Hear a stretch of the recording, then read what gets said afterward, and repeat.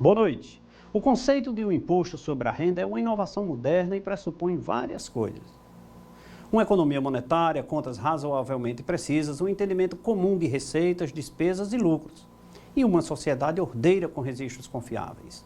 Impostos sobre riqueza, posição social e propriedade dos meios de produção eram muito comuns. Um dos primeiros registros de um imposto sobre a renda vem de 9 de janeiro de 1799, instituído na Inglaterra, para financiar a defesa contra Napoleão. Após a vitória, ele foi extinto, mas ressurgiu vários anos depois. O imposto atual foi instituído em 1922, após amplos debates com a proposta de financiar a saúde, a educação e o desenvolvimento urbano, com taxas variando entre 8% e 20%, com as maiores sendo pagas pelos de remuneração mais alta. O Ministério da Fazenda era o responsável pelo processamento e pela fiscalização das declarações. Com o aumento da população contribuinte em 1964, criou-se o Serviço de Processamento de Dados, o SERPRO, com a missão de executar o processamento das declarações. Alguns anos depois, 1968, por aí, criou-se a Secretaria da Receita Federal, atualmente Receita Federal do Brasil, com a missão de fiscalizar as declarações de imposto de renda. Sobre esse tema, nós vamos conversar hoje no programa Café com Leite com o Dr. Vitor Cassimiro, ele que é auditor fiscal da Receita Federal do Brasil, aqui em Juazeiro do Norte. Está no ar o programa Café com Leite.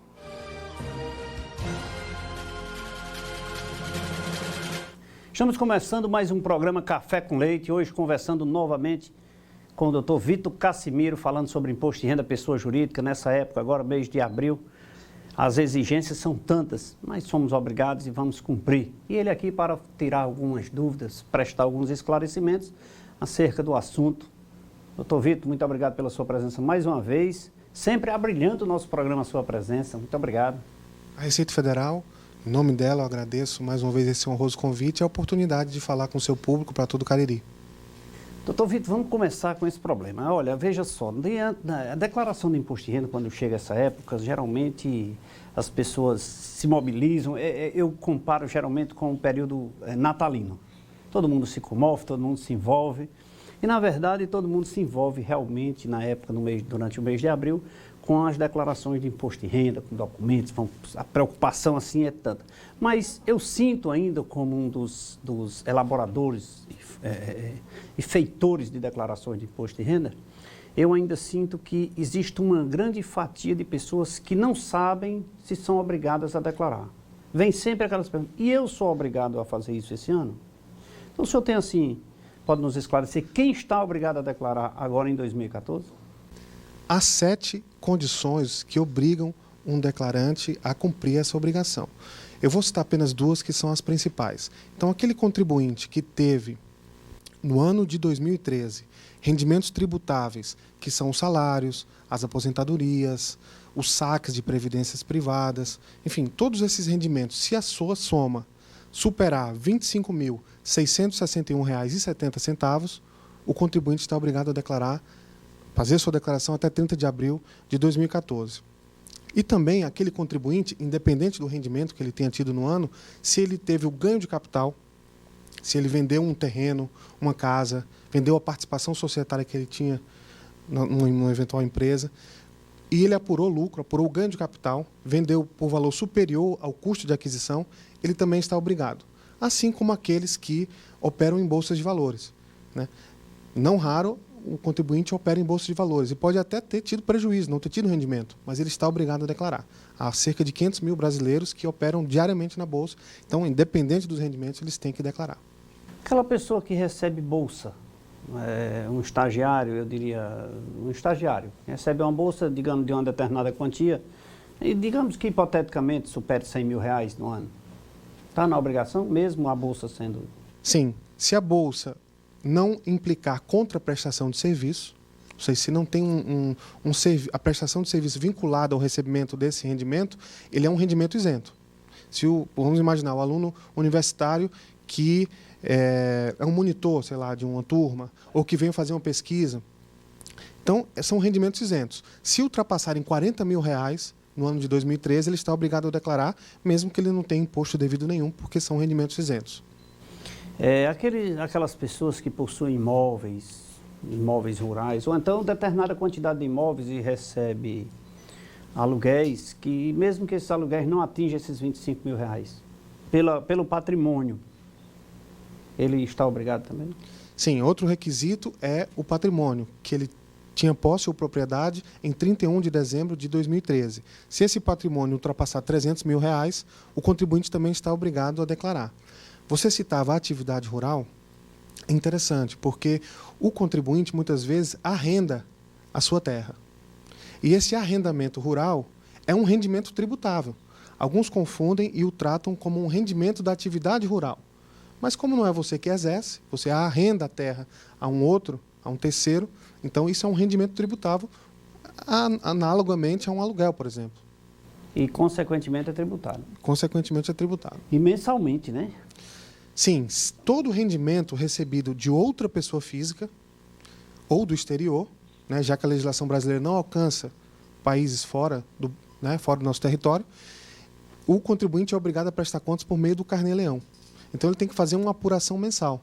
Né? Muita gente pensa que o imposto de renda é só agora, de março e abril. Né? Há muitos fatos, como o caso, por exemplo, dos rendimentos em bolsa de valores. O contribuinte tem que apurar os rendimentos no mês e quitá-los, se houver imposto devido, até o último dia útil do mês seguinte. Há exemplo também dos aluguéis recebidos de pessoas físicas e um caso que é cada vez mais frequente, pensões alimentícias. As pensões alimentícias, via de regra, são pagas por outra pessoa física. Para o contribuinte que paga, aquilo é uma dedução. Ele se deduz do imposto, se deduz da base de cálculo, aquele valor pago a título de pensão alimentícia. Mas para quem recebe, tem que prestar contas mensalmente. Né? Ele tem direito a se deduzir de dependentes, se houver, né? Ou do pagamento de outra pensão alimentícia, mas tirando essas deduções, ele tem que apurar o imposto e pagar. E tem até uma curiosidade. O 13º salário, que é a parcela do 13º salário que é descontada do pagador da pensão alimentícia, é uma dedução, mas para quem recebe é como se fosse um rendimento. Então, no mês de dezembro, se ele receber, dobrado, se esse pensionista ou essa pensionista de pensão alimentícia receber dobrado, a apuração do imposto também tem que levar em conta. Não é aquele 13º não se aplica a quem recebe a pensão alimentícia. Entendi. Na verdade, a declaração, isso comumente se é discutido como se anualmente fosse, né? E é uma declaração, como o próprio nome já mudou, não é mais declaração de imposto de renda da pessoa física, mas uma declaração de ajuste. Né? Declaração de ajuste, porque o imposto é tributado mensalmente. Né? Exatamente. Via de regra, né, a grande maioria dos contribuintes já cumpriu a sua obrigação principal, que é pagar o imposto. Já pagou de forma antecipada por meio das retenções mensais, mês a mês, de janeiro de 2013 a dezembro de 2013. Então, apenas homologar. Esse momento agora, de março, abril, é o momento de você exercer o seu direito, né? De você demonstrar aquelas deduções, porque nem todas as deduções você pode abater na apuração dessa apuração mensal, do pagamento da retenção na fonte. Mas, agora, de março a abril, você vai usar todas as deduções a que você tem direito, reduzindo a sua carga fiscal e, eventualmente, aumentando a sua restituição. Ou pagando as diferenças, se necessário, né? Ou pagando a diferença. Muitas vezes, doutor Vitor, o que acontece? Alguns contribuintes chegam para a gente e dizem assim, não, eu vou declarar para restituir. E eu digo, não, você tem que declarar por uma questão de obrigação, de prestar conta com o governo daquilo que você ganhou, ou daquilo que você tem a posse. Então, você não declara para restituir. A restituição, ela é natural por força da prestação da conta. Né? Então, se você pagou a mais, você terá o direito de restituir. Se você pagou a menos, você vai pagar a diferença. Exatamente. É o caso frequente dos prestadores de serviços ou daqueles assalariados que têm mais de um vínculo empregatício.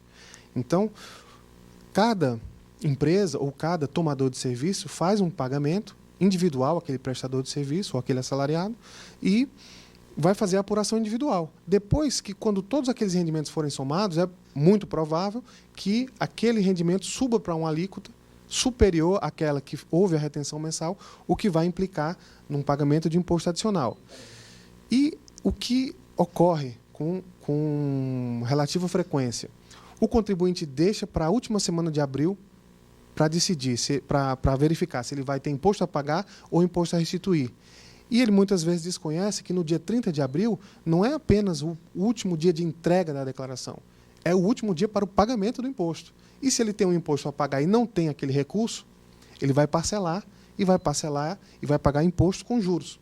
Ou seja, então, ele aumenta a sua despesa. Além daquele custo tributário, uma despesa com juros. Lembrando que poderia ter sido evitada, né? E lembrando que corre um sério risco de errar na declaração, dada a emergência, o tumulto, o acúmulo de documentos, de papel, o próprio elaborador também está ali sobrecarregado no momento daquela declaração e cometer uma falha que é natural, né? Nada de anormal, né? O que a Receita tem feito nesse particular de facilitar a entrega das declarações e especialmente nesse ano de 2014, é a possibilidade de o contribuinte ter uma declaração pré-preenchida. Que é uma das novidades, né, desse? É a principal novidade. Ela ainda não atinge a todos os declarantes, apenas aqueles que têm um certificado digital, que a Receita avalia ou estima em torno de 1 milhão de declarantes, né? Mas isso facilita muito, porque o contribuinte vai no site da Receita, entra no ECAC, que é o Centro de Atendimento ao Contribuinte Virtual. Lá ele tem acesso a essa declaração preenchida, que é um arquivo. Esse arquivo tem as declarações das fontes pagadoras, com os rendimentos que ele teve no ano de 2013, e tem também dados da declaração do ano anterior.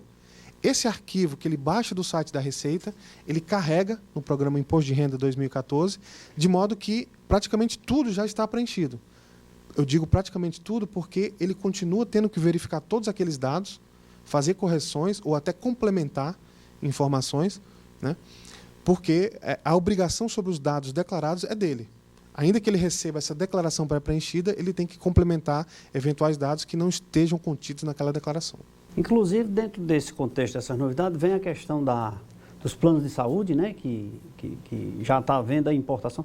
Doutor, quantos vínculos, digamos assim, quantas declarações, quantos instrumentos a Receita tem para inserir na declaração pessoa física? Tipo assim, a DIMED, ela absorve as informações dos planos de saúde, das clínicas e hospitais, etc. Temos também a DIMOB, busca lá os aluguéis. Quantos instrumentos a Receita tem para levar? Porque a tendência, até o ano passado não tinha, agora nós já temos 3 aí, que é a DIMED, a DIF e... A Receita ela recebe informações de todas as fontes pagadoras que retiveram imposto de renda no ano anterior, recebe informações das instituições bancárias e financeiras, da movimentação financeira, recebe informações dos cartórios, a chamada DOI, recebe informações das imobiliárias ou administradoras de imóveis, recebe informações dos planos de saúde e outros prestadores, pessoas jurídicas na área de saúde. Agora, todas essas informações ainda podem ser acrescidas por meio de convênios com outros fiscos, por meio de informações que a Receita recebe de fiscos do exterior. Né? Não, eu digo assim, a tendência da Receita, da declaração pessoa física, ela veio preenchida. Ela veio esse ano pré-preenchida, ou seja, ela veio com as informações da DIF, das fontes pagadoras, ela veio com as informações da DIMED, né? E também... enfim, já veio com algumas informações. Mas isso, a tendência da Receita, pelo que eu vejo, essa declaração ela vir 80%, 90% preenchida, com todas essas demais declarações, com a DIMOF, da movimentação financeira, a DIMOB, a DOI, etc. Então ela já vai vir praticamente ali preenchida, para você fazer só os ajustes. Isso é um avanço, né? As pessoas precisam se preocupar com isso, no sentido de não deixar a decrédito dos cartões de crédito, né? Perfeitamente. Para não deixar falhas na sua declaração, porque eu presumo, você me confirme isso ou não, que um dos problemas da Receita ou da malha fina nas declarações são as declarações mal preenchidas. Sem dúvida. Nos últimos 3 anos, em nível nacional, houve um acréscimo de 7% no número de declarantes. Só que a evolução daqueles contribuintes que caíram na malha fina foi muito superior. 25% em 3 anos, em nível nacional. E em nível local ainda maior. Esses 25% de acréscimo de declarantes na malha fina se verificou só do ano passado para esse ano. Então, em parte, são declarações mal preenchidas. Agora, qual é uma solução fácil para remediar isso? O contribuinte tem à sua disposição no site da Receita o portal ECAC, que é o Centro de Atendimento ao Contribuinte Virtual. Ele cria um código de acesso a partir do número do recibo da declaração do ano de 2013 e de 2012, de modo que ele pode, poucos dias depois de transmitir a sua declaração, verificar nesse site, no ECAC, como está o processamento da declaração. Se ela foi processada, ou seja, não tem qualquer crítica da Receita Federal, ou se ela está com pendência. Então, poucos dias depois, ele já vê se houve falhas, se houve omissões, se houve erros. Então, todo contribuinte poderia adquirir esse hábito de não apenas entregar a sua declaração ao final do prazo, do dia 30 de abril, mas também verificar, acompanhar o processamento da sua declaração, de modo que qualquer erro, qualquer falha nesse preenchimento, ele pode remediar antes de receber uma notificação da Receita, ou antes de receber uma intimação da Receita. Esse ano de 2014, aqui na região do Cariri e do Centro-Sul, até abril nós já enviamos cerca de 1.300 intimações. Esses são contribuintes que perderam a oportunidade de fazer uma retificação na sua declaração sem o pagamento da multa, né? Então, esse hábito que já poderia ter sido adquirido é que faz com que muitas pessoas ainda caiam na malha fina e paguem multas desnecessariamente, podendo retificar sua declaração antes do recebimento dessa correspondência da Receita. Estamos conversando com o Dr. Vitor Cassimiro, falando sobre imposto de renda, pessoa física, direitos, deveres e obrigações, e também sobre malha fina. Preencha a sua declaração de forma correta, declare aquilo que é obrigado. Faça, preste contas com o leão. Afinal de contas, ele vai estar sempre pertinho de você. Doutor Vitor, vamos saborear uma água mineral? Olha, seu papel aqui, uma água aqui para as cordas vocais ficarem mais tranquilas. Água mineral São Geraldo. Essa daqui é nossa, viu, doutor? Por favor. Obrigado. Para que nós possamos saborear a água mineral São Geraldo. Vamos falar um pouquinho da água mineral São Geraldo?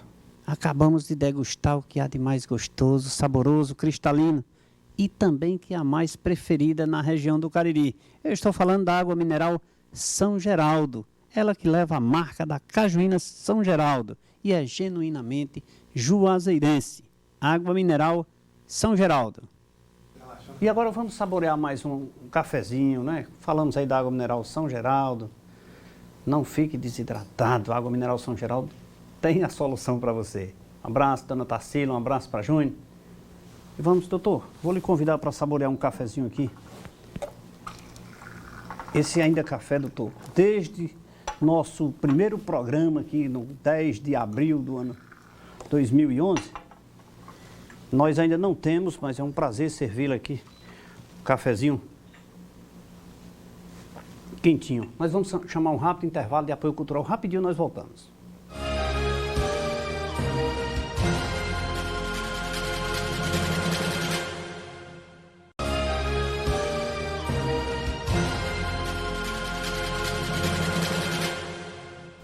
Estamos de volta nesse segundo bloco do programa Café com Leite, hoje conversando mais uma vez aqui com o Dr. Vitor Cassimiro sobre imposto de renda pessoa física, tirando a sua dúvida, trazendo novas explicações, as novidades, que o leão sempre está ali, olha, preparado, mas ele não, é o único leão que não faz medo, doutor. Esse leão não faz medo, desde que você esteja atento, né? Se tem assim uma imagem de malha fina, quando se fala em malha fina, assim, no mundo profano que eu digo, fora da Receita, as pessoas, malha fina, as pessoas ficam com aquela apreensão, aquele medo, aquele impacto. Mas, na verdade, esse leão, ele é manso. Desde que você... Eu farei o seguinte comentário a esse respeito. É comum você verificar na mídia ou até numa conversa entre amigos, à medida que a Receita vai criando novos controles, né, surge a seguinte frase: a Receita está apertando o cerco do contribuinte. E eu digo que não, porque qual é o efeito que um controle adicional tem sobre o bom contribuinte? O efeito é zero. E como a maioria dos contribuintes é de bons contribuintes que prestam as suas informações corretamente, eles não têm com o que se preocupar com a Receita, né? Então, a Receita é um instrumento de arrecadação. A função dela é arrecadar, né? E arrecadar de forma correta.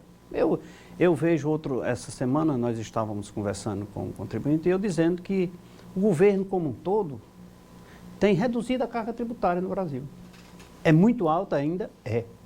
Precisa ser melhorada? Não resta dúvida. Precisa ser reduzida? Eu, do meu ponto de vista, muito ainda. Mas tem reduzido o IPI, a nível de Estado reduzido os tributos estaduais, tem reduzido. Agora, o impacto, como ele é lento, as pessoas sentem lá na frente. Eu costumo até dizer aqui, quando conversando com os empresários, eu sempre uso esse exemplo aqui da seguinte forma. Olha, quando o governo diz assim, vamos reduzir o IPI da linha branca, por exemplo, ou de veículos, que seja, o que é que acontece? As grandes empresas usam um marketing diferenciado. Agora eu tenho o produto mais barato porque eu estou sem esse imposto A. Então ele passa a ter uma fatia do mercado mais ampla. Aquele de menor capacidade, o que é que ele faz? Ele fica calado e mantém o preço dele, mantém um lucro maior. Porque ele teve o direito à redução do tributo, mas ele não transferiu para o consumidor, que a intenção da redução do tributo é atingir o consumidor. Na mesma forma da progressão, na regressão, né? Então, muitos empresários não usam essa estratégia e, consequentemente, saem do mercado, perdem vendas e assim sucessivamente. Mas isso é um comentário que eu queria fazer aqui. Mas... Houve até em 2013, e que foi confirmado agora em 2014, um benefício para os trabalhadores. Então, aquelas empresas que querem cativar o trabalhador, querem mantê-lo satisfeito e motivado, elas têm a possibilidade de pagar participações nos lucros e resultados a esse funcionário. E essa participação, até, salvo engano, R$ 6.270 ao ano, ela é livre de impostos. Então, só pagará imposto, e é um imposto exclusivo na fonte, de caráter definitivo, né? Não será restituído na declaração, para participações nos lucros e resultados superiores a R$ 6.270 pela tabela que está em vigor. Aí é exclusivamente. E aí, a partir desse valor, entra numa tabela exclusiva na fonte. Mas o trabalhador, e foi até uma bandeira das centrais sindicais, isso, né? De que a participação nos lucros e resultados pudesse também ter um tratamento de isenção, e até esse limite teve no ano passado. Pois é, então isso não deixa de trazer um benefício para a sociedade como um todo, para os trabalhadores de um modo geral, e, consequentemente, afeta de forma individual no bolso de cada um, né? Mas, muitas vezes, dado ao volume de pessoas que atinja, ele não é tão visto, mas no cômputo geral, com certeza, né? Então, mas vamos voltar aqui um pouquinho sobre essa questão de pensão. Pensão é também sempre uma agulha no palheiro, é sempre um problema. Eu queria fazer a seguinte pergunta. Eu pago pensão, eu sou um profissional liberal. Eu pago pensão e eu não declaro imposto de renda porque os meus rendimentos são eventuais. Eu sou, digamos, eu sou um médico, por exemplo. E eu pago pensão e eu não declaro. A minha esposa declara. Eu sendo dependente dela, eu posso abater essa pensão na declaração da minha esposa, eu sendo dependente dela? Sim, sim. O contribuinte que é dependente de outro, ele está dispensado de entregar a declaração. Não é isso? Certo. Então, mas eu digo assim, como os meus rendimentos, eles são aleatórios, ou seja, eu não tenho fonte de renda fixa, eu não tenho fonte de renda, mas como é que eu estou pagando? Não há como você deduzir, a dedução da pensão alimentícia é sobre os rendimentos tributáveis, se você não os declara, né? Então gera esse impasse, né? O que nós observamos é isso, que há, por parte de alguns contribuintes, uma certa informalidade, né? Então eles têm rendimentos que estão ali na informalidade, não estão escriturados, não estão declarados ao ofício, não aparecem. E aí, nesse caso, para quem não está formal, também não tem os direitos que quem está formal tem. Eu não poderia dizer que eu pago com o rendimento da minha esposa, não? Bom, entre marido e mulher, não é preciso provar que há uma transferência de recursos. Então, o caso mais comum nem tanto é o da pensão, mas o caso mais frequente que nós observamos é o esposo e a esposa que têm o mesmo plano de saúde, né? Como a despesa só é dedutível por aquele quem pagou e que tenha tido por beneficiário essa despesa médica o próprio declarante ou um dos seus dependentes, e como é frequente também que o casal declare em separado, fica a pergunta: para onde é que vai a despesa da pensão, do plano de saúde? Vai para aquele contribuinte, para a declaração onde estiver o contribuinte. Então, vamos imaginar que eu, como esposo, pague o plano de saúde da minha esposa. Ela declara em separado. Ela é que vai deduzir-se daquele pagamento de plano de saúde, embora ela não tenha pago. Por quê? Porque entre o esposo e a esposa, nesse caso das deduções, não é preciso demonstrar que houve a transferência de recursos. Por outro lado, se eu pago o plano de saúde para o meu sobrinho, nenhum dos dois vai poder se deduzir. Porque o meu sobrinho não é meu dependente, a menos que eu tenha a guarda judicial dele, e não foi o meu sobrinho que pagou a despesa médica. Fui eu que paguei. A menos que ele comprove que transferiu os recursos para o tio, né, o sobrinho para o tio, aí sim ele pode deduzir-se dessa despesa médica. Certo. Então, eu não posso usar o rendimento da minha esposa, nesse meu exemplo, como fonte de pagamento para aquela pensão que eu estou efetuando. Porque vale o que constar na decisão judicial. Se a decisão judicial diz que o titular, quem tem o ônus de pagar a pensão alimentícia é o esposo, ele tem que oferecer esses rendimentos à tributação de modo a comprovar que pagou aquela pensão alimentícia. Ou seja, ele tem que provar que ganhou também, né? A Receita sempre vai se associar ao que constar na decisão judicial ou nos casos mais recentes em que é dispensada essa decisão judicial. Em alguns casos, o contribuinte obtém o divórcio e define a própria partilha de bens e as obrigações posteriores, como o pagamento de pensão alimentícia, em uma escritura pública escriturada em cartório. Direitos autorais, patentes. Eu sou obrigado a inserir na declaração de bens? Sim, é um rendimento tributável, né? Então, aquele contribuinte que é titular de uma obra de arte e dela recebe royalties, né? Ou é um inventor, ele tem que prestar contas, é um rendimento tributável. Inclusive, inserir na declaração de bens, né? Na relação de bens. Sim, se aquilo lá integra o seu patrimônio, né? Se ele não alienou. Até porque é o que é a fonte de origem, aquilo, né? Sim. Então, quando a questão das pessoas que viajam para o exterior, tem alguma obrigatoriedade, independente de rendimento? Passear, eu vou para o exterior, vou com frequência. Eu viajo demais para os Estados Unidos. Bom, quem viaja ao exterior não está sujeito ao imposto de renda por esse fato, mas há uma obrigação de prestar contas à aduana brasileira, que integra o FIS, integra a Receita Federal, se ele estiver portando dinheiro em espécie, em moeda, né, em quantidade equivalente ou superior a 10 mil dólares. Ele não é tributado por declarar essa quantia, mas se ele não a declara, ele está sujeito a ter todo esse valor apreendido e responder, eventualmente, penalmente, pelo crime de evasão de divisas. Tudo bem. Mas o fato dele viajar, isso não quer dizer, precisa provar se ele tem dinheiro para estar viajando, né? Pelo fato de estar viajando, isso não implica no pagamento de imposto de renda.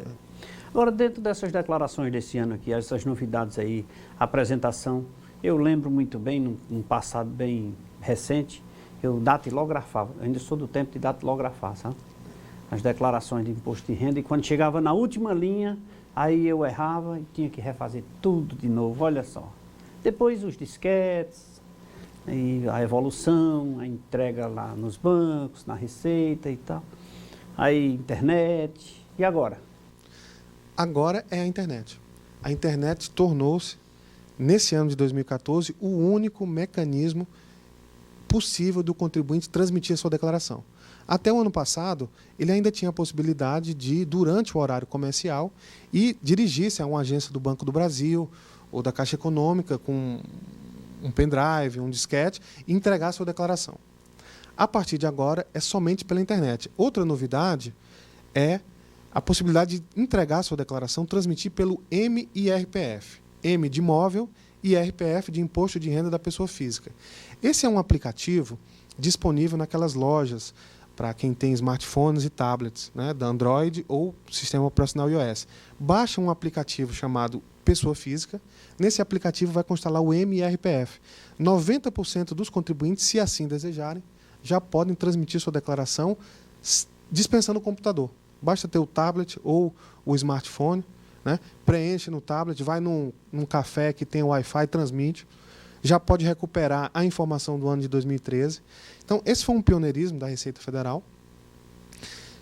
Foi o primeiro fisco a eliminar as declarações em papel e agora a entrega física. Não, agora toda a entrega de declarações é pela internet. Que maravilha, né? Na verdade, a evolução ela vem chegando a cada muito mais rápido. Agora, eu como contador oriento a você, no momento da sua declaração, não deixe de imprimir uma via e guardar, porque para o fisco, se você não tiver documento, aqui o doutor que me corrija, se você não tiver documento para provar as razões da sua declaração, daquilo declarado, não tiver na posse desses documentos, fica difícil. Quem paga errado, paga 2 vezes. Quem faz errado, tem um compromisso, né? Esse comentário que você fez é muito pertinente, inclusive porque essa facilidade do tablet e do smartphone tem algumas limitações ainda. Uma delas é essa, não é possível imprimir a declaração pelo tablet, pelo smartphone, evidentemente. Então, qual é a alternativa que o contribuinte tem?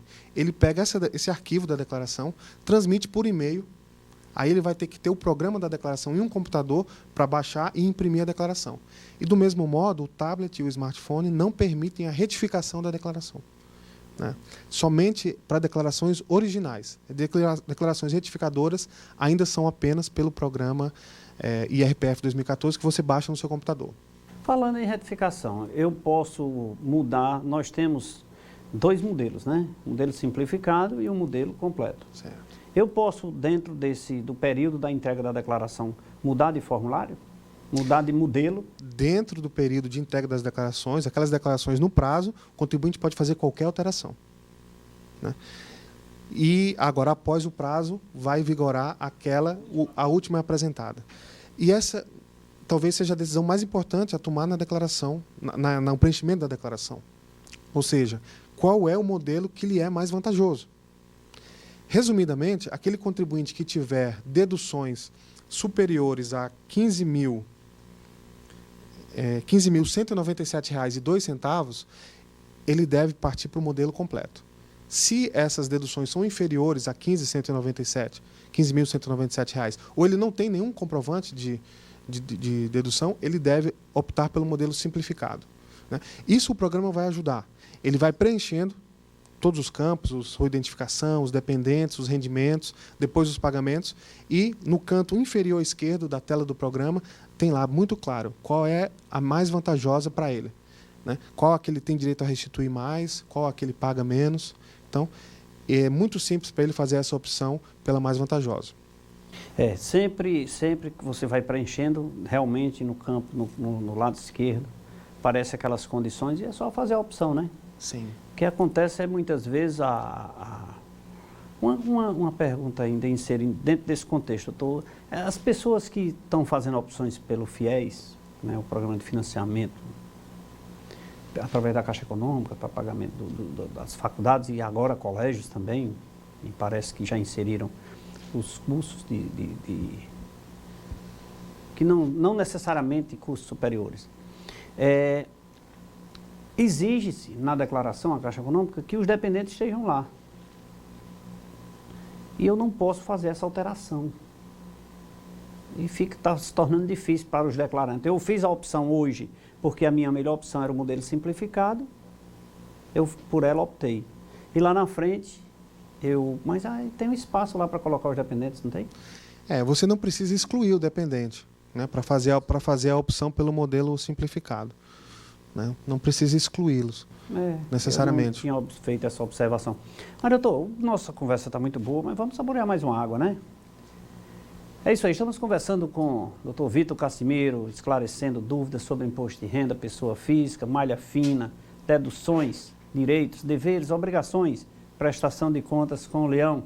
Receita Federal está aí, mês de abril, de braços abertos, esperando por nós para que nós possamos prestar conta. E como disse o doutor Vitor, se você tem consciência e está correto diante das informações que você está prestando, por que se preocupar?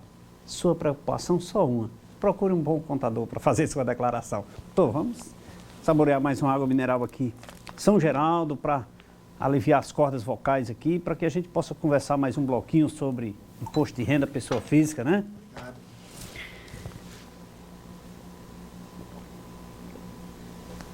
Enquanto isso, vamos falar agora um pouquinho do laboratório LAMIC. Afinal de contas, as despesas médicas as despesas que você faz também com o laboratório, estão lá, são dedutíveis do imposto de renda. Portanto, procure o laboratório LAMIC. Se você precisa fazer exames com perfeição, precisão e qualidade, vá ao laboratório LAMIC. O LAMIC conta com profissionais qualificados e técnicos bem preparados para melhor lhe atender. O LAMIC realiza os mais variados tipos de exames laboratoriais. Você encontra o LAMIC com uma unidade central na Rua Padre Cícero 759 e postos de coletas em Milagres, Campos Sales, Caririaçu, Novo Juazeiro e na clínica Dr. Clemir Arraes. O LAMIC tem a direção certa dos doutores Ivanilson Júnior, Leonardo Davi e da doutora Socorro Cabral. Um abraço, Ivanilson, um abraço a doutor Ivanilson Júnior, a doutor Leonardo, a doutora Socorro e toda a equipe que faz o laboratório LAMIC. Doutor, vamos saborear mais um cafezinho, né? Cafezinho aqui sempre quentinho, que a gente possa saborear aqui enquanto nós vamos chamar um intervalo de apoio cultural, doutor. Por favor. Obrigado. Vamos chamar aqui um rápido intervalo de apoio cultural. Daqui a pouquinho nós voltamos. É rapidinho.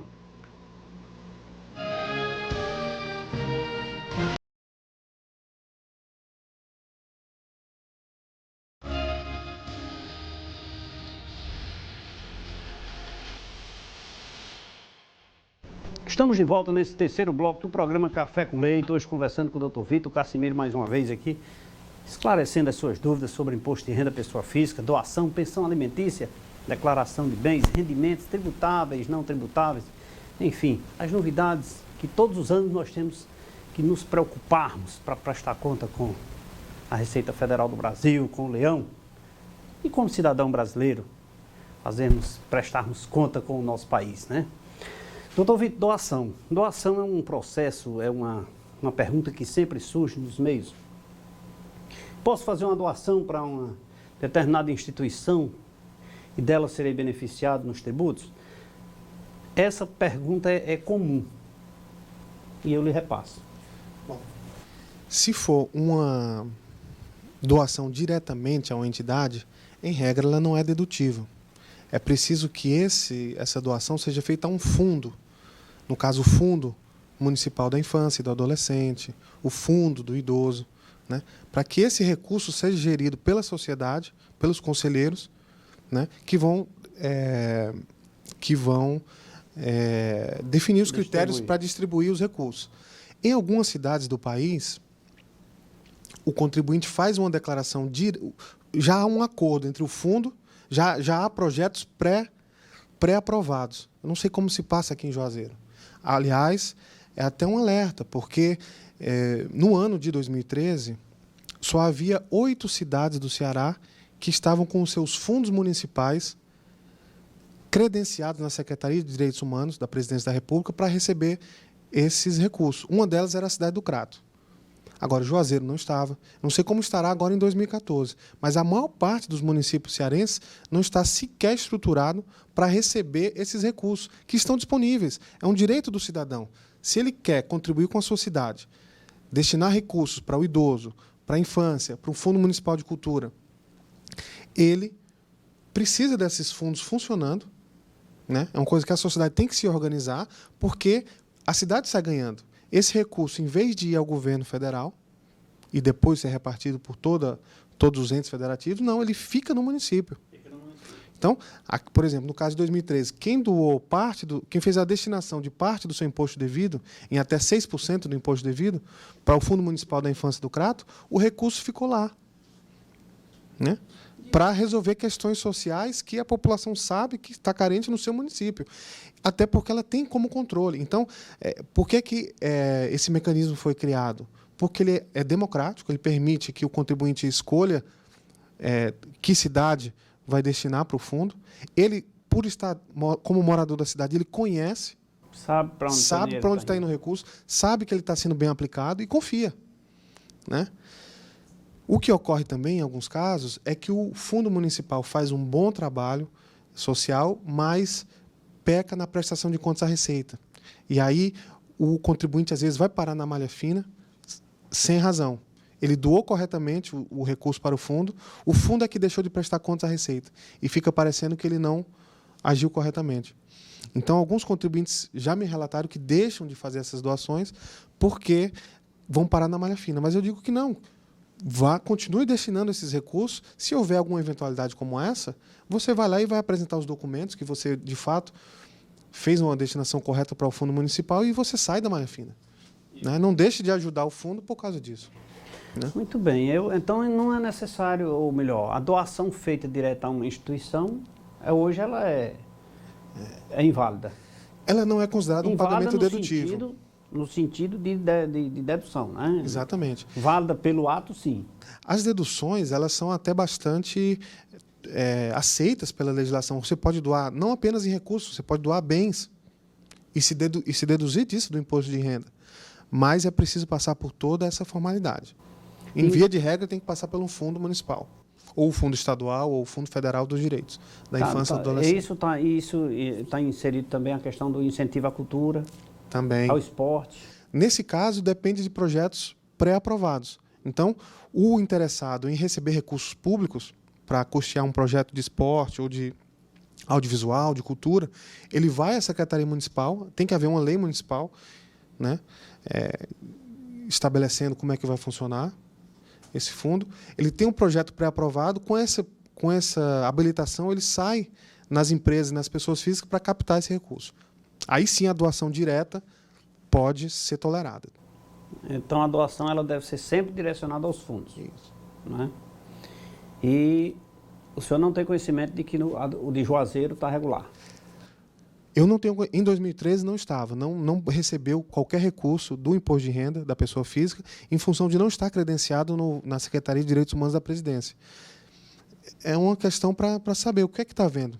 Talvez esteja precisando de apoio. Fica o alerta aqui. Para que se organize, se estabeleça e que possa exercer esse direito a receber os recursos públicos. Tanto para quem deseja doar, para se beneficiar ou não da sua declaração, quem deseja doar por uma questão de humanidade, porque está fazendo bem, né? Como também para aquelas... E principalmente, doutor, eu iria até mais longe. É um avanço muito grande essa possibilidade, porque, em regra, você participa da vida democrática do país apenas pelo voto. No caso desse, não. No caso, você está definindo para onde você quer que parte dos seus recursos vão. Então, é uma espécie de democracia direta, participativa. Você vai lá como cidadão e interfere positivamente. E ainda pode ir lá e conferir se está sendo bem aplicado. Exatamente. Né? Todo recurso público deve ser auditado pelos tribunais de contas, pelos ministérios públicos estadual e federal, de modo que o contribuinte tem todos os mecanismos para exercer esse controle social do gasto público e efetuar denúncia ao competente se verificar que não houve uma correta prestação de contas. Né? Muito bem. Então fica aqui o alerta. E também para aqueles que trabalham com cultura, aqueles que trabalham que possuem, administram essas instituições, as instituições que integram o fundo, que fazem parte, essas instituições de apoio ao idoso, à criança e ao adolescente, a buscar também essas informações para saber se está regular aqui em Juazeiro do Norte. Fiquei surpreso com isso. De fato, um fato assim até que chama-se a atenção realmente. O CRADO está extremamente regular.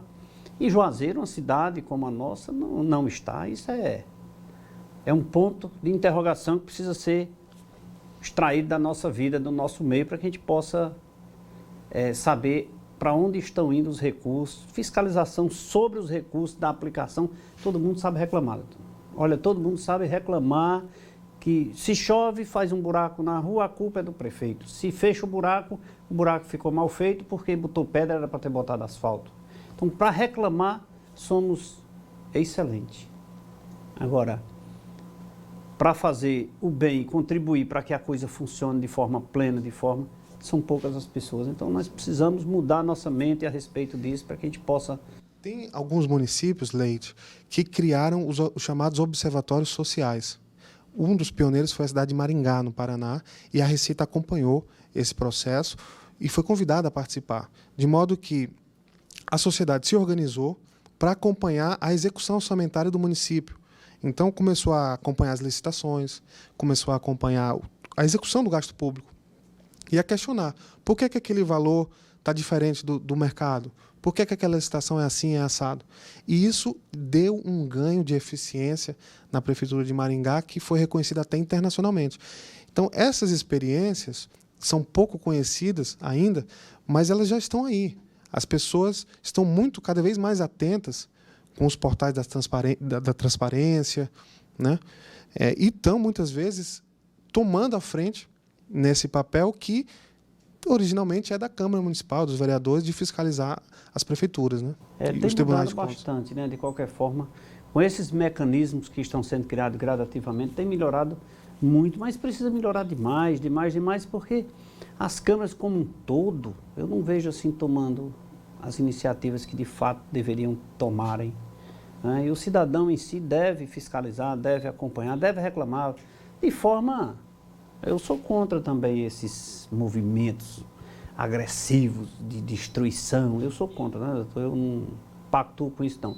Eu sou a favor da busca da liberdade, da busca pelos seus direitos, mas sem destruir patrimônio público, sem destruir o direito de vida das outras pessoas, respeitando sempre esse ponto de vista. Nesse momento, né, de março e abril, que as pessoas estão preenchendo a declaração do imposto de renda, elas têm muitos sentimentos acerca disso, né? Alguns de revolta, outros de indignação. Por quê? Porque o imposto de renda é o imposto mais visível. Os demais impostos, a maior parte deles está dentro da nota fiscal, está dentro do preço dos produtos, ele é invisível. Ele né? é invisível. Muitas vezes nós não o vemos. Né? Agora, por conta dessa invisibilidade dos tributos que estão no preço dos produtos e que não são claramente conhecidos da população, é que muitas vezes não se exerce essa cidadania tributária. As pessoas, muitas delas, sequer sabem que pagam imposto, que ao consumir um produto estão pagando imposto. Então, a coisa mais comum, pergunte a uma criança quem é que paga pela escola pública. Eu faço muito essa pergunta para eu vejo uma criança na rua, ela responde assim, ou é o prefeito, ela tem a noção de que é o prefeito quem paga a escola pública, ou seja, o prefeito é o homem mais rico da cidade e ele paga toda a educação pública do município. Ou então ninguém paga. Ele não paga mensalidade na escola pública, então ninguém paga. Essas são as duas respostas. Então, como ninguém paga pela educação pública, ninguém cuida. Então, é por isso que a cadeira está quebrada, é por isso que o banheiro está ruim na escola, porque como não é de ninguém, ninguém paga. Então, essa ausência de cidadania tributária, de saber que você paga o imposto e que você tem o direito a cobrar, gera uma série de problemas, né, no bem-estar da comunidade. Doutor, mas olha, o Estado do Ceará tem um programa de orientação tributária nas escolas, que eu acho maravilhoso, já implantado no atual governo. Achei isso aí um magnífico. Outro dia entrevistei a doutora Bruna, aqui no programa Café com Leite da Previdência Social, e eles têm também lá um programa de incentivo de orientação escolar sobre Previdência Social. Achei isso assim muito importante, porque partindo do princípio de que as coisas vão lá para a sala de aula, os nossos filhos vão chegar em casa conscientes das obrigações, sabendo o que é que se faz e já crescem com aquela mentalidade diferenciada. Então, se você pega agora, daqui a 4 anos, mais 4, esse garoto tem 16, 20 anos, então ele já ter consciência das suas responsabilidades e vai chegar numa maturidade já bem diferente, né? Rapidinho aqui eu quero falar sobre marcas e patentes. Leite, marcas e patentes, apoia o programa Café com Leite, né?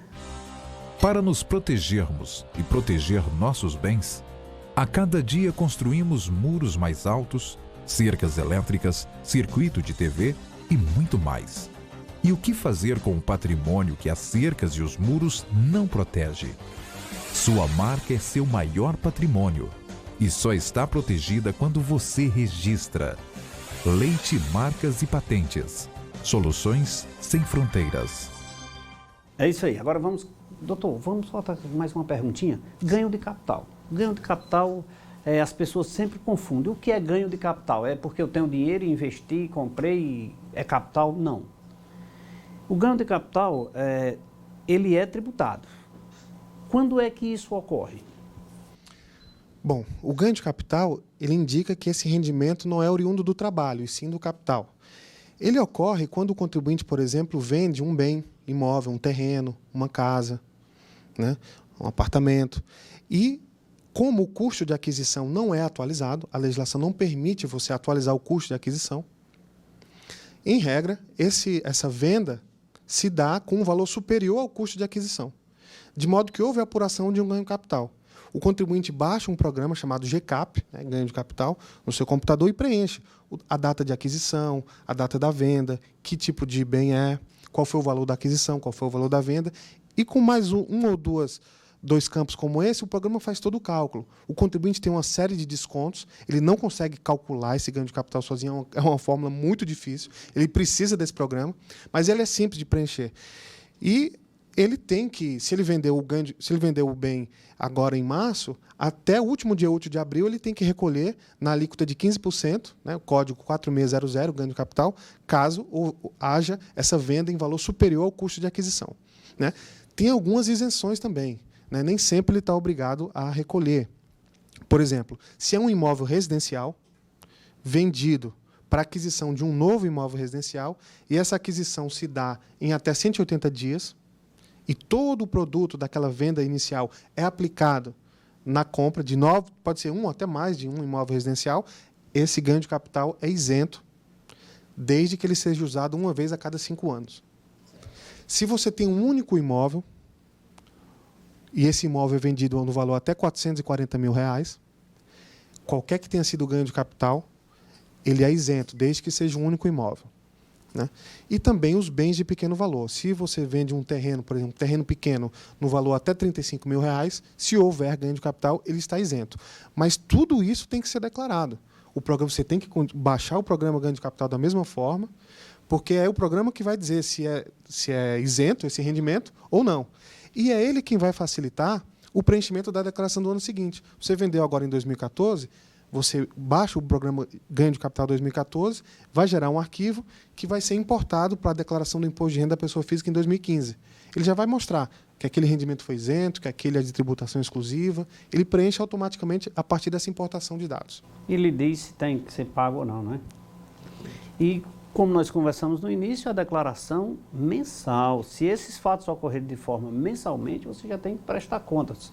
Por exemplo, como ele citou aqui, se você vende um bem até R$35 mil, dentro do próprio mês, né? Isso, no mês, exatamente. Doutor, eu posso lhe perguntar. Em janeiro eu vendi um bem, fiz uma operação de ganho de capital em janeiro por R$30 mil. Em fevereiro eu fiz outra por 20. Na outra eu fiz outra por 35. Eu vou ser tributado? Esse valor de R$35 mil é o valor do bem vendido, não o valor do ganho de capital. Se houve... Eu posso ter 12 isenções. Pode, posso sim. Passar, né? Pode, se sim. tiver. É interessante isso. Já no de 440, se eu tiver um único imóvel, então eu não vou fazer essa operação 12 vezes, né? Exatamente. Muito bem. Conversa boa, maravilhosa, dúvidas aqui sempre sendo bem esclarecidas aqui com o Dr. Vitor Cassimiro, que todos os meses de abril está aqui. Espero novamente no próximo ano contar com ele aqui para tirar mais dúvidas sobre vocês. Se houver interesse de você, telespectador, manda um e-mail para a gente conversa mais, bate um papo, tira dúvida. E vamos conversar mais com o Dr. Vitor Cassimiro. Mas, infelizmente, chegamos ao final de mais um programa Café com Leite, aqui conversando com o Dr. Vitor Cassimiro, a quem eu quero agradecer demais a sua presença, que sempre abrilhanta e traz grandes informações para você, telespectador. Para nós que fazemos o programa Café com Leite, Dr. Vitor, muito obrigado tê-lo aqui novamente no programa Café com Leite. A Receita Federal agradece mais uma vez esse convite e manda um alerta a todos os contribuintes, aos cerca de 70 mil contribuintes que devem prestar conta